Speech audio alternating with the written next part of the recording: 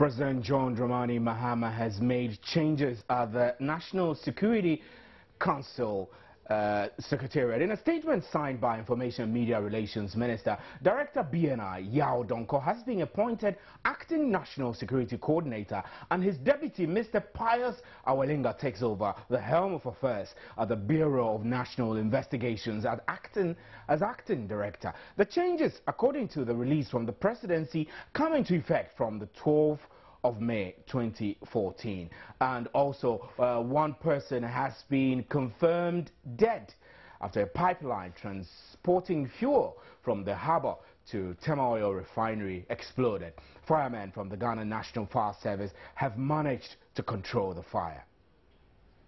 To us at now, we can report of only one person who has passed away. A leakage in the pipeline that supplies refined fuel to the harbour for export. Yes. So that is the situation now. Now, the meeting with outgoing National Security Coordinator Lieutenant Colonel Gbevlo Lartey, the President is said to have commended and thanked him for his loyalty and dedicated service to the state. He will be assigned to other duties after what the President terms his well-deserved leave. My name is Stephen Anti, and this is today's big story.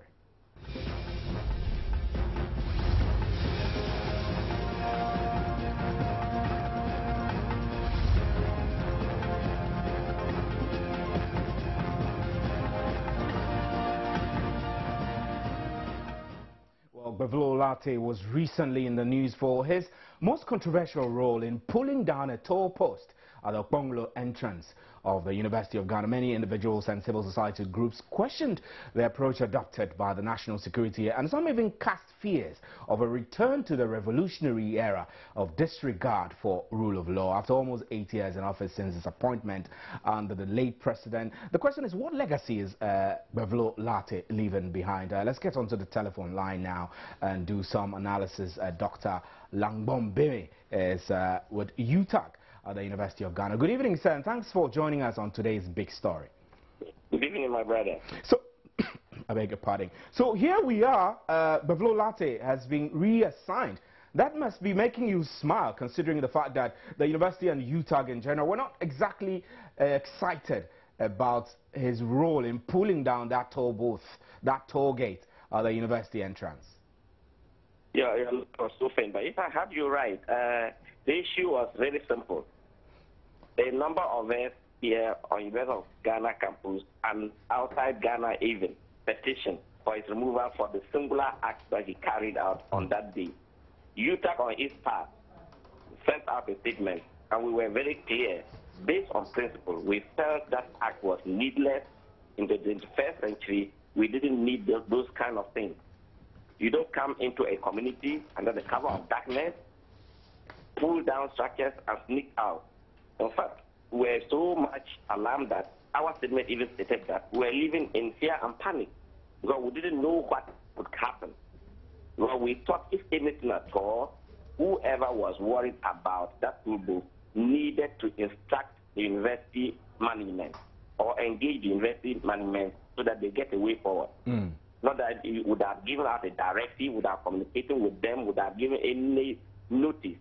But they could have just written to the university for ABC reasons, stop what you are doing here. But his reasons, really, Doc, his reasons for the action was not very unfair, really, considering the fact that our understanding was that the national security had issued cautions to the university over the siting of this particular post, and that if you could pull it back a few meters, it will ease traffic at that stretch of the intersection. This wouldn't be unduly unfair, and for you to have wished him sacked wouldn't you say it was a bit too harsh?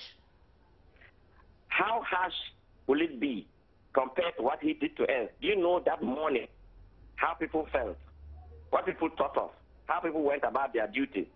That at this day and time, those kind of actions could take place when you just needed to engage university authorities, but they could have even given a directive. Please stop this, or you engage them, like I said earlier on, so that you find a way forward. And they could have even instructed the university to pull it down themselves. Right, so I mean, it's an institution of learning in the 21st century, those acts should not be condoned in any way. So we state our case clearly and equivocally that yes, if the university did something wrong, are perceived by you, two wrongs do not make a right. What he did was wrong, and the way it was carried out was uncalled for. In fact, I can even say it was an act of cowardice. Under the cover of darkness, in the middle of the night, you come with a heavy F-movie equipment, pull down structures and sneak out. My brother, that was quite frightening. So, I mean, I know that the president's statement hasn't exactly said he was relieved of his duty, as in being sacked as you requested. He has only been reassigned. What's your reaction? Do you feel that the president, in reassigning him, possibly listened to your petitioning to him? Like you yourself stated, no reasons have been assigned. But the prerogative is that of the president. We only stated our case clearly, and we said by doing this, we felt he should not be in that, he should not continue to occupy that position. And we stated clearly, we sent a petition to the presidency.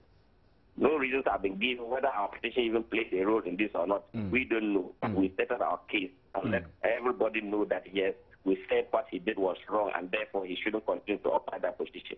Right. So I do know that this single issue was the main thing that the main beef you had with Gbevlo Lartey. I want to believe that in his 8 years, almost 8 years of stewardship, he may have come into some working contact with the university, ensuring security, making sure that you are not plagued by robberies and things like that.